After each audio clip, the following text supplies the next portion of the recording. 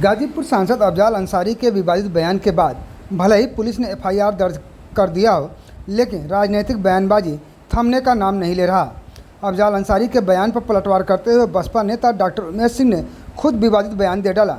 बीते लोकसभा चुनाव में अफजाल के खिलाफ डॉक्टर उमेश सिंह बसपा से चुनाव लड़े थे।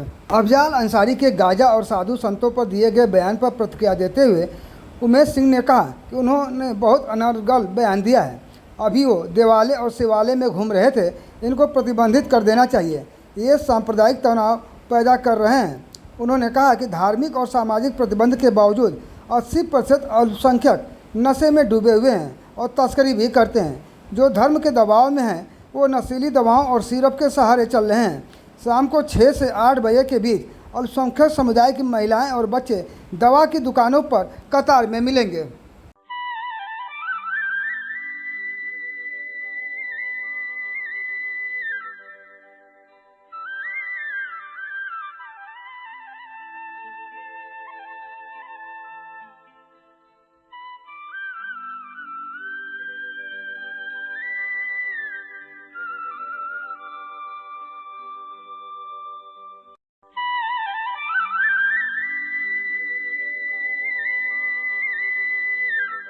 पिछली बार 5 साल तक जो हमारे वर्तमान सांसद थे वो चुप रहे।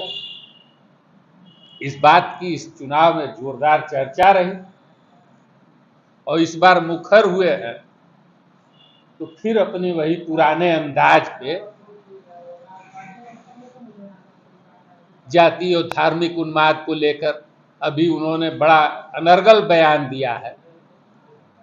हमारे मठ और मठाधीशों को लेके, महंतों को लेके, धार्मिक भावनाओं को जो हिंदुओं के, जो कि एक बड़ी मात्रा में उनको हिंदुओं का वोट मिला है, अभी वो देवालय शिवालय घूम रहे थे तो हम लोगों ने सोचा शायद बुत परस्ती स्वीकार कर रहे हैं, शायद बड़ा दिल दिखाएंगे, लेकिन वो कुछ खोज रहे थे। वहाँ इस जिले में, यहाँ के मंदिरों में खोजी निगाह से, षड्यंत्र करने के दृष्टि से वो घुसे। ऐसे लोगों को प्रतिबंधित कर दिया जाना चाहिए।